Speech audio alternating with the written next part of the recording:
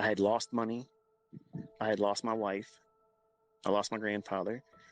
I felt lost, and I hated doing what I was doing. I was making less than $250 a week bring home, but I was spending 6 days a week doing it, working on a Saturday, servicing one convalescent home down on Fayette Street in downtown Baltimore. But Monday through Friday, 13 and a half hours. Would you do that? No, most people wouldn't. But I was initially thinking, if I can learn everything about this business, make money, I'll buy my own machines, my own vending machines, and I'll know everything about this business that I'm looking at it as I'm paying tuition. Just like, I guess it would be considered like a intern, where you're not really getting paid, you're just there to get the experience, which is very expensive, by the way. But I felt defeated. I felt like I was at my wit's end, and I had lots of books, I had lots of things in my head, but I couldn't make that stuff in retail stuff work. It just, every time I got into a trade, either I would be scared because I lost money before, I lost an account, or I would be immediately stopped out. And it was very, very discouraging.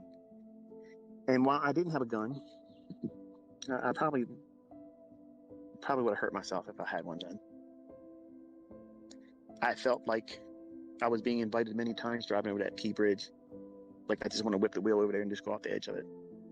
Well, the day I was in the stop right before going across the Key Bridge, and I would go to Telco,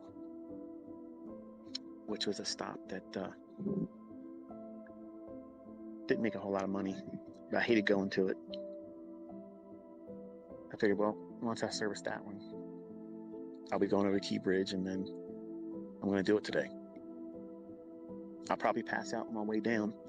I probably won't feel anything, but nobody's going to miss me. And that's the depth of where I was. Nobody could have reached me.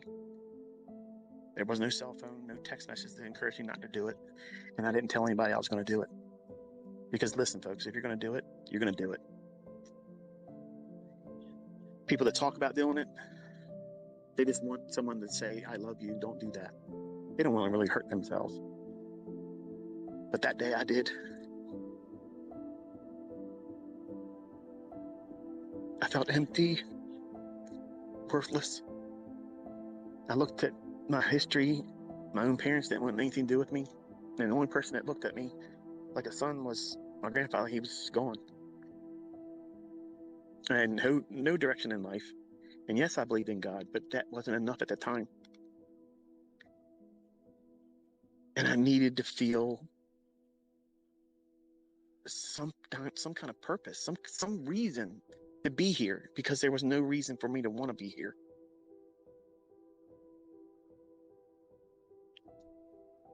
I got on the Key Bridge, got on the right lane, got to the top, stopped, put my hazards on. I said, it would be terrible for me to take this truck and hurt this company. They'd have to pay for that damage. I'm just going to go off of it. It only takes me a second to get up there. I'm just going to step off, and that's it. Once I'm over, it's over. I can't stop it. And again, I'll probably pass out before I hit.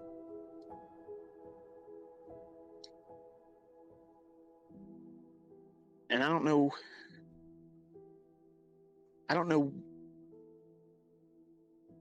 why that day.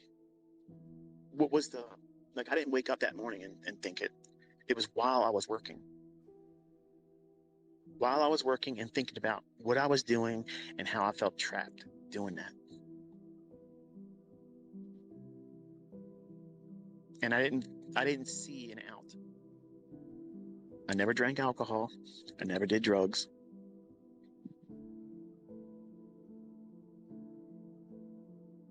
But I was not in the right state of mind that day.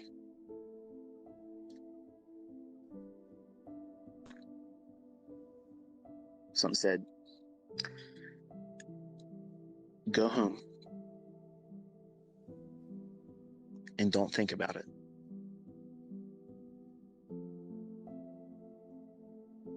So I'm sitting there. People are beeping their horn at me, giving me the finger going by. You a-hole, what's that? You know, whatever. Typical Baltimore. So I started the truck again, went to the stops, finished my route. Didn't hang out like I usually did with my employer. Drove home, numb, no radio. Didn't lift weights that day. Went in, got a shower, didn't eat. And I sat in there and I stared at my computer. But I sat there, looked at all the books I had bought, and remembered all the hopes I had in waiting for them to arrive, and all the trips that I drove out to Columbia, Maryland to the Traders Library, which was I'm not even sure if it's even a place anymore.